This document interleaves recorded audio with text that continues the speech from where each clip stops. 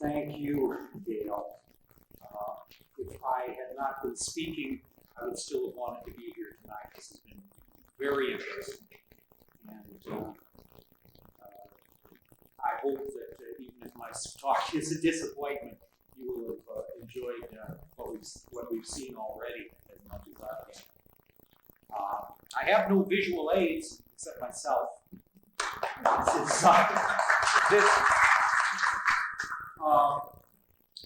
This is a fairly authentic example of what a moderately prosperous Northland might have worn about the year 1000 AD. Authenticity is a sliding scale. You can sell all that you have and deliver your body to be burned, and you still won't satisfy some people. But from a distance, this works.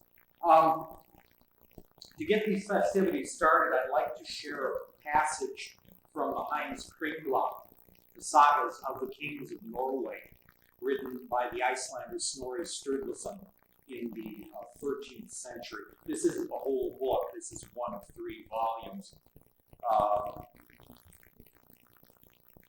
This is from the saga of Saint Olaf. There was an Iceland man by name Torara Nefjolfsson, who had his relations in the north of the country. He was not of high birth, but particularly prudent, eloquent, and agreeable in conversation with people of distinction. He was also a far-traveled man who had been long in foreign parts. Thorarin was a remarkably ugly man, principally because he had very ungainly limbs. He had great ugly hands, and his feet were still uglier. Thorarin was in Tonsberg when this event happened, which has just been related, and he was known to King Olaf by their having had conversations together.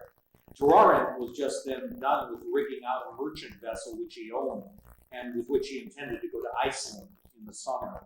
King Olaf had Thorarin with him as a guest for some days, and conversed much with him, and Thorarin even slept in the king's lodgings. One morning early, the king awoke while the others were still sleeping. The sun had newly risen in the sky, and there was much light within. The king saw that Thorarin had stretched out one of his feet from under the bedclothes, and he looked at the foot a while.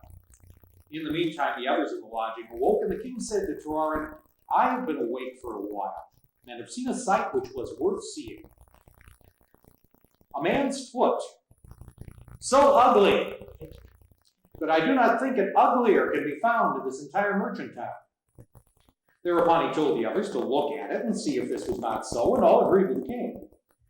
When Thorarin observed that what they were all talking about, he said, "There are a few things for which you cannot find a match, and this may be the case here." The king says, "I would rather say that another such ugly foot cannot be found in the town, and I would lay any wager upon it." Then said Thorarin, "I am willing to bet that I shall find an uglier foot still in the town." The king said, "Then he who wins shall have the right to get any demand from the other he chooses to make." "Be it so," said Thorarin. Thereupon he stretches out his other foot from under the bedclothes, and it was in no way handsomer than the other, and moreover wanted the big toe. "There," said Thorarin, "you see now came my other foot, which was so much uglier, and besides lacks the big toe. Now I have one."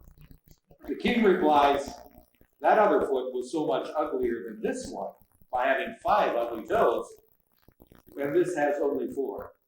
And now I have won the choice of asking something from thee." I don't know what your reaction is if you hear that story, but I can tell you my reaction as I read it. 2 things impress me. First of all, I'm surprised to find a story like this in a book written in the 13th century. Most literature written in Europe in that period followed Latin models, and indeed was written in Latin. It aimed at elegance and high rhetoric. This is the kind of story your Uncle Arnie might tell after weekend ice fishing. Second, the story seems to me to have a quality that might be called a ring of truth. I get a strong feeling from it that if I haven't actually had the opportunity to be a fly on the wall observing day-to-day life in King Olaf's household, I've at least got a pretty good transcription here of the story as Thorarin Nefjolfsson told it to his grandchildren, on the long winter nights in Iceland, I feel as if I've achieved a modest kind of time travel. The wall between the past and present seems to wear a very thin here. It reminds me that books are magic in something more than a metaphorical sense.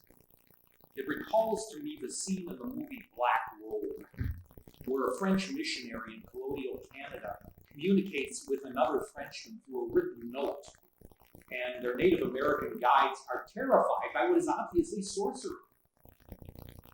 And in a sense, they're right. Literature is a key of necromancy. Through books, we communicate with the dead. They can't hear us, but we can hear them, often pretty clearly. Isn't it interesting that we tend to speak of authors, even whether they're dead or alive, in the present tense when we quote them? I tend to say St. Paul says in Romans, or Snorri says in the Heinz Kringla. I don't say St. Paul said or Snorri said. It's not something we think about, it's just something we naturally do, and we're kind of surprised when it's brought to our attention. The question of whether the voices we hear in the sagas are actually the voices of the people concerned is in fact a central question to saga studies. In the 200 years or so that the Icelandic sagas have been a part of the general treasury of European literature, I mean the time since they've been translated and available to non-Icelanders, they've gone through three stages or periods of criticism. The first period, which began in the early 19th century, might be called the period of inerrancy. In this period, it was assumed that the sagas provided a pretty accurate account of the actual events, characters, and conversations they describe. It's easy to understand how critics might think this way. As we noted with the story about Turarin and his toe, these stories bear the ring of truth. The characters talk in recognizable ways you might expect real people to talk. The most heroic or even superhuman characters tend to understate things, as in a famous scene in the Heinz Kringla, where the Icelanders Tormod Kolbrunarskald, who was wounded in the Battle of Stiklestad, where St. Olaf died, pulls an arrow out of his own chest with a pair of tongs, examines the head and says, "The king has fed us well. I'm fat, even in the heart roots," and then falls over dead. The chief proponents of the inerrantist view were Norwegians. And while it's easy to understand how they would look at the sagas this way, it needs to be noted that there were some political impulses involved too. This was a time in history when Norway was struggling for independence, first from the Kingdom of Denmark and then from the Kingdom of Sweden. The sagas are to a large extent immigrant literature, like Ole Rollbach's Giants in the Earth. They were written by a transplanted population that was overwhelmingly Norwegian. And like many of us here today, these immigrants thought of themselves as Norwegians, though not in a political sense. They took an active interest in current events and history of the old country. And this interest is obvious everywhere in the sagas. Even if the hero of the saga is an Icelander, chances are he will go to Norway at some point in his career.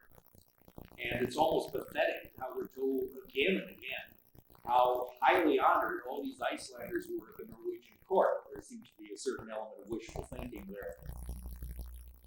So when the Norwegian scholars looked at the sagas, they saw many things that bore witness to a Norwegian golden age, an age of kings and military glory.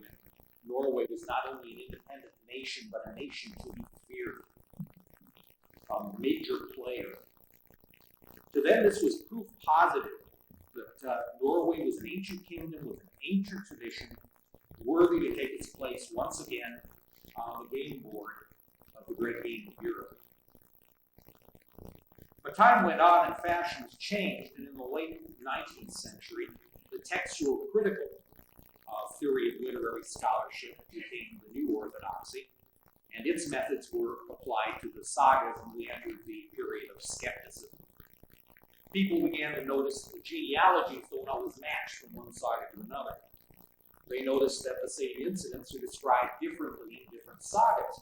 A famous instance of that is the discovery of America, or at least the first sighting of America, which is credited to Bjarni Herjolfsson in the Greenland saga, but to Leif Erikson in Eric the Red saga. Contrary-wise, sometimes different events are suspiciously similar. Tormod Kolbrunarskald's dying words about being fast around the heart roots are repeated almost word for word by Leif Erikson's brother Torvald as he is dying from an Indian arrow in America. And not surprisingly, there was a political motivation for this approach as well. Rather surprisingly, some of the foremost scholars who questioned the historical accuracy of sagas were themselves Icelanders. Their concerns were different from the concerns of the Norwegians before them. They had no claim to ever having been a kingdom or a major European power. Their pride was in the sagas themselves as works of art. They felt that if the sagas were just bald narratives of rude fact, that there would be little in them to boast about. But if the sagas were works of fiction, the first historical novels, then the Icelanders could say, look, we are people capable of producing great art. Even as a tiny, struggling community on the periphery of Europe, we wrote books that were years ahead of their time. The first historical novels. And that proves that we're a vital culture, worthy of independence from Denmark. And they had a point. It was no accident that Sir Walter Scott, the inventor of the modern historical novel, was an avid reader of Icelandic sagas. More recently, some scholars have begun to adopt a new view of the sagas. I'm a little embarrassed to admit that I tend to agree with this view because I do my best never to agree with anything that's fashionable if I can help it. But when your Uncle Arnie comes home from ice fishing with a story about Cousin Carl and his toe, you know that he may have embroidered it a bit, but you don't usually doubt that it's based on true events if there's any movies. Today's saga scholar views the sagas as an interesting amalgam of genuine tradition and artistic creation. With the help of archaeology and textual analysis, historians find the sagas a useful source of information, though they don't generally believe anything on saga evidence alone. And literary scholars tell us what we already knew, that the sagas are great stories, they're readable, compelling, and surprisingly contemporary. Now, having said all that, I'm going to suddenly contradict myself and say something that's paradoxical but also true. In spite of what I've said about how well the sagas read to the modern mind, there are senses in which the sagas are very hard for us to understand. The style of the sagas is pretty easy if we skip over the long genealogy. But the motivations of the characters are a world away. The Vikings lived in a very different world from ours. Their ethic was based on honor, not equality. In our present world, as we happen to be involved in a struggle with an enemy who is in many ways closer to the Vikings than we are, we often find it very difficult to understand our opponents. Surprisingly, reading the sagas might help. The Vikings, as I said, lived in an honor culture. Honor cultures are based on the avoidance of shame. Everything that a man or a woman does in an honor culture is intended to enhance prestige and stave off the unendurable prospect of shame. To be shamed is the intolerable thing. You see this again and again in the sagas. It's intolerable not only for me, but for my family and everyone involved with me. Death is infinitely preferable to living with shame. We wonder how people in certain cultures today can kill their pregnant daughters or send their children off to blow themselves up. It's all about honor and shame, or at least it's largely about honor and shame. To understand this is to begin to understand our enemies and also to understand the sagas. Now, this is a problem for an author like me, who wants to write about Vikings. Although I enjoy novels and movies about Vikings, to be honest, there aren't many good ones, in my opinion. The ones I see tend to be a little clunky. That's because of the ethical distance between our culture and an honor culture. When I set out to write my books, I couldn't figure out at first how to bridge this gap until I hit on the idea of a non-heroic narrative. Now, I didn't invent that device. I think George MacDonald Fraser's Flashman books probably had a strong subconscious influence on me. But once I came up with the idea of a narrator who is not a man of honor, who has been a slave, I knew then that I could make the story work. The hero of my novels is, this copy was damaged in the flood in my apartment, so it's good enough for me to use for reading. The hero of my novels is Erling Skjaldsson, who was an actual historical figure. He was a major player in the Norwegian political scene in the times of King Olaf Tryggvason and Saint Olaf Haraldsson. Erling is everything the Viking hero ought to be. He's brave, handsome, tall. He's honorable as an Arab sheikh. A man like Erling would have fought at the drop of a hat and spent the bulk of his life without experiencing a serious moment of self-doubt. A great hero, a man that warriors would follow to hell and back. A rotten main character for a book. Not only do modern Americans have a hard time understanding a man like Erling, they have a hard time believing a man like Erling ever existed. So that's why I invented my narrator, Father Allel. Father Allel is an Irishman, which in itself doesn't help a lot, since in that time an Irishman would have been as honor-bound as a Viking. But Father Allel has been a slave, and he has had his spirit crushed to some extent. He's not confident, as Erling is. He's afraid of dying. He has grave doubts about himself and even about his faith. He is, in short, a modern man.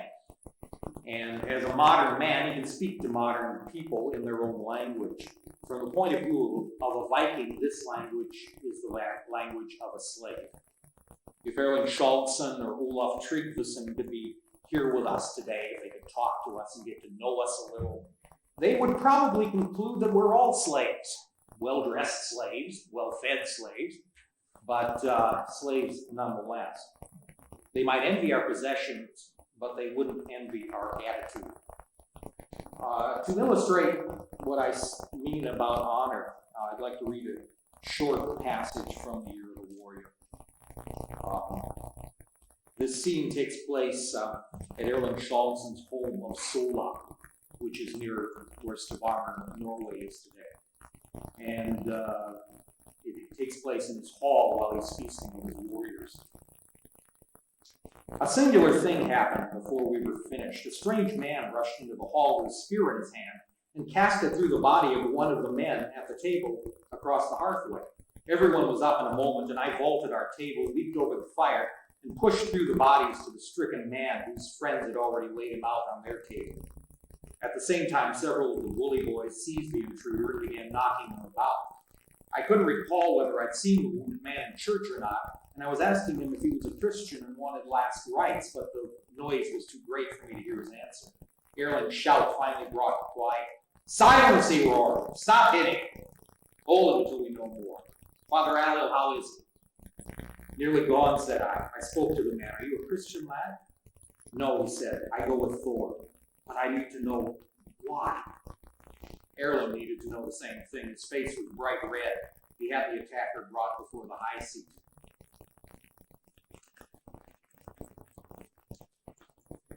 "My name is Arnor Bordsson," said the man. "I come from Tornheim Farm near Rondeberg." "Rondeberg is Karsholm," said Erling, referring to the man bleeding under my hands. "What's your quarrel with him?" "I was trying to say, my lord, before these men stopped my mouth, that I have slain Kar Torsteinsson lawfully in daylight and before witnesses in vengeance for the death of my brother Bjorgulf." Kar whispered, "I know nothing of Bjorgulf's death." "He says he knows nothing of it, my lord," I said to Erling. "What say you, Arnor?" Erling asked. "Within the last week, a feud has broken out between Tornheim and Rondeberg," Arnor answered. "It began with the killing of my cousin Osmond. Since then, 2 more men are dead of my family, and now 3 of theirs that I know of. I've been a day traveling." Carr has no part in any crimes against you. He's the greatest warrior of his family. It was more honorable to kill him than some we claim. Did you think that it might make you a powerful enemy to kill one of my bodyguard before my own eyes in my own hall? I know you for an honorable Lord Aaron Schultz, and you'll not have a man slain out of hand for a lawful killing. Don't chop law with me, Erling almost whispered. You killed a man of my own in my own hall without giving him any chance to defend himself. I can take you out and have you hanged and never pay an ounce of manhood. My lord, may I speak, said Halvard Thorfinson, who sat on our bench down near the woman's end. What has this to do with you, Halvard? Asked Erling. Arnor is kin to me. I, too, knew nothing of this feud, but I beg you to accept self-judgment and ask you to name what price you'll take for the offense. It's unwise for young warriors to make pleas for the enemies of their lords. Arnor is no enemy of yours, Lord Erling, unless you'll have it so. His fight is with the Rondabergers. He's acted rashly, but it was a bold deed nonetheless. There will be blood enough shed before this business is over with. You can leave the killing to us. Erling's face had gone back to its wonted color.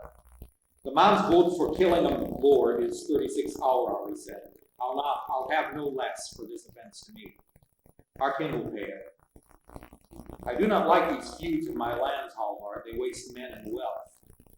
A man must have vengeance for his kin, said Arnor. Carr died then. There was blood everywhere.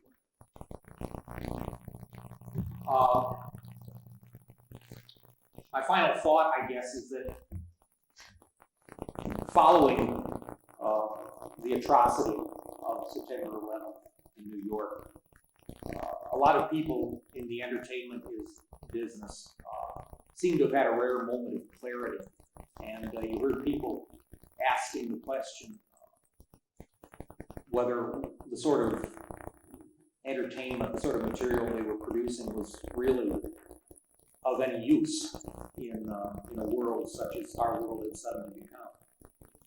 And it might be a sign of my own superhuman self-complacency, but I never had a moment of doubt whether the sort of thing I'm writing is useful in times like these. I hope that's true. At this point, we open it for questions. If you have any questions, I'll be happy to share my ignorance with you.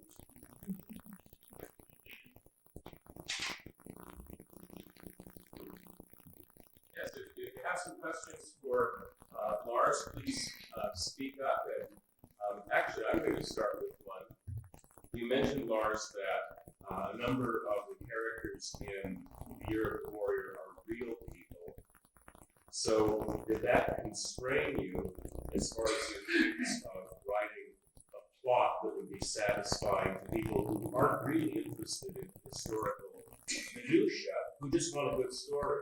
Did you have to make compromises? Yes. That's the short answer.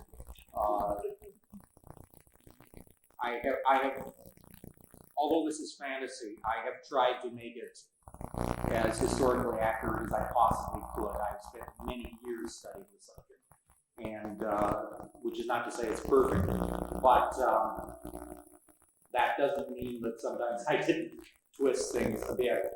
One thing that immediately leaps to my mind is that in Heimskringla, I read that when King Olaf Tryggvason first came to Norway from England, he ended at Mulster Island and then went north to Nidaros, which is Trondheim. And I thought, that's great, because Mulster is just north of where Aaron Schultz lived, and I can easily have them meet at that point, and I wanted them to have an encounter at that point in the story. And so I wrote it that way, and then I discovered later on that there were two Mulster Islands, and the one he actually sailed to was considerably north. So I thought a bit, and I changed the itinerary a little.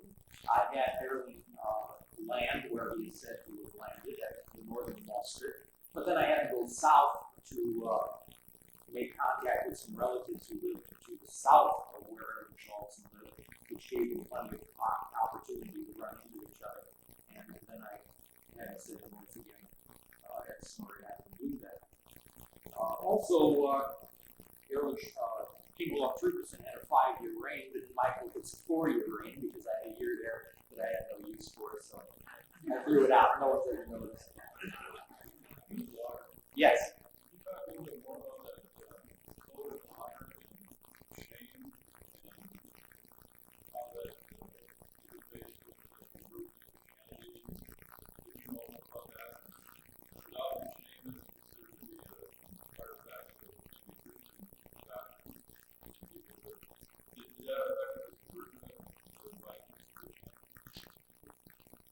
This is a larger subject that I'm qualified to talk about, but that never stopped me before. Actually, in a sociological sense, as I understand it, shame is very common in non-Christian societies. In fact, it's almost universal in warrior societies. You see it in Japanese Bushido. You see it in the Native American warrior culture. Wherever you have a warrior culture, the honor-shame system seems to operate. Christianity tends instead to produce a guilt attitude where one is more concerned about one's own rightness as opposed to an abstract standard of right or wrong.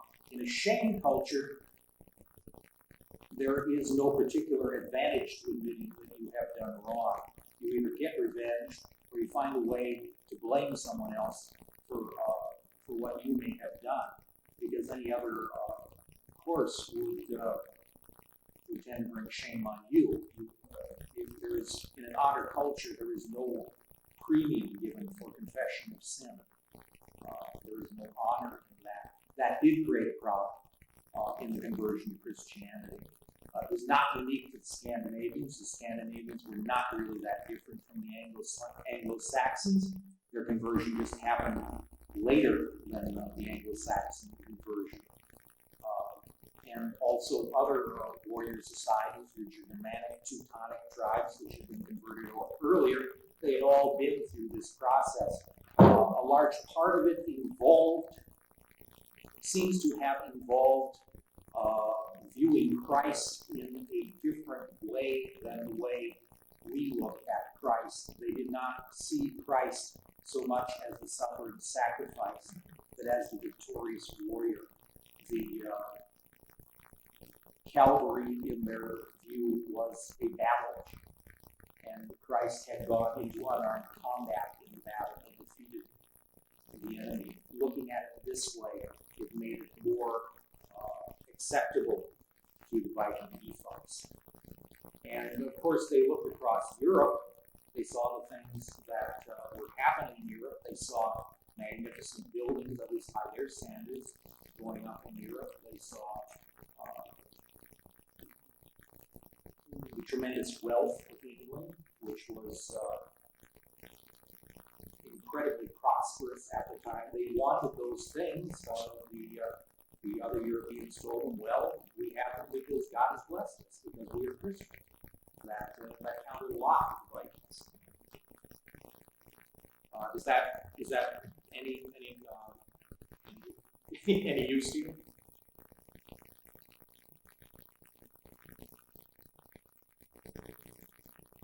More questions?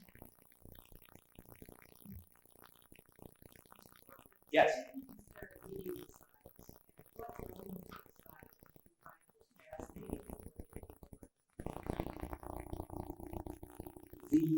I first started reading them.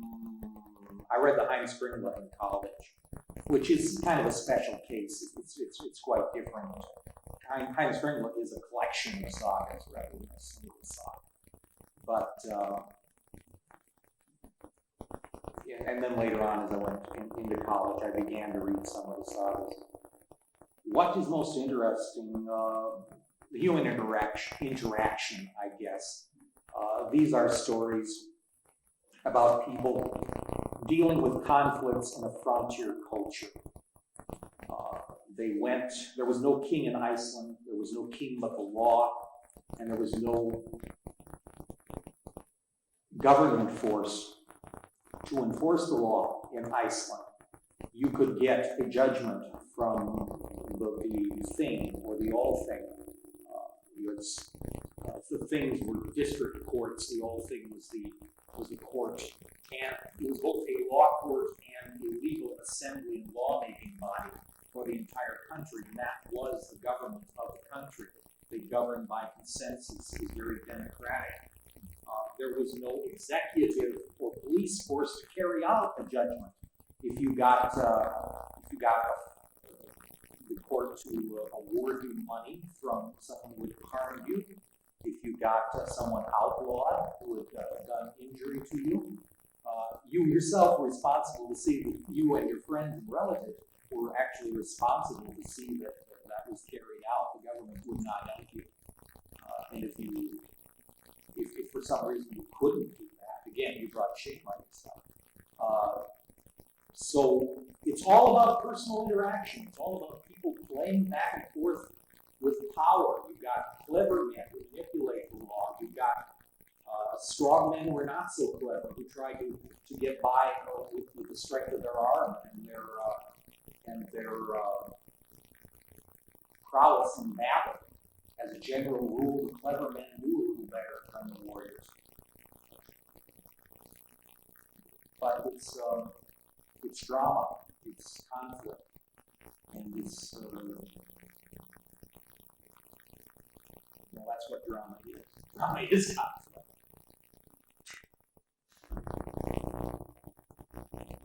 Lars, I think this evening you may have given the impression that your novels are driven more by historical factors than they feel themselves to be when one actually reads them. When one reads them, one becomes captivated by an engrossing plot and a tumbling swirl of characters. How do you, as a writer, as a craftsman, what principles do you use, I guess, when you have to make a choice between that part of you that wants authenticity and that part of you that wants to tell a story that people can't put down, that keeps them up way past bedtime, which I've experienced in reading your books on a number of occasions? That hasn't been as much a problem as you might fear. These were extremely dramatic times. This was a time of social ferment, not only the conversion to Christianity, but the associated establishment of a monarchy. Establishing a central monarchy in Norway was a process that took many generations. It's probably not surprising to many people here that it was very difficult to kick it in Norway. It was very difficult to get people who were used to a certain amount of liberty and local autonomy to bow to a central authority. That is one of the central themes of this. This is what Erling Schultz is all about. He is a local herrscher, a local magnate. Well, he's not actually local. He has power over a very large section of southwest Norway. And that power is power that he feels belongs to his by right. He's inherited it. And kings come along and they want that power to be subject to theirs. They want him to rule as their representative. And that's a central conflict which goes on and on and on through Erling's life, through several changes of government. Erling remains there, ruling his fiefdom, and defying the kings to do whatever they dare against him, until finally, later on down the road, Erling. I'm writing these books on schedule, actually. This book ends in the year 1000, and it was published in 2000. So I'm trying to keep along with the years. If that goes on, I have to keep writing until 2030 or so, when I will be 80. Assuming I live that long. But this conflict of Erling's life recurs again and again with different characters and different personalities. Finally, his final greatest enemy is St. Olaf Haraldson. We tend to look at St. Olaf as the great Christian hero of Norway. He died trying to convert Norway. But many of King Olaf's enemies, including Aaron Schultz, were Christians. They were opposed to his politics, not his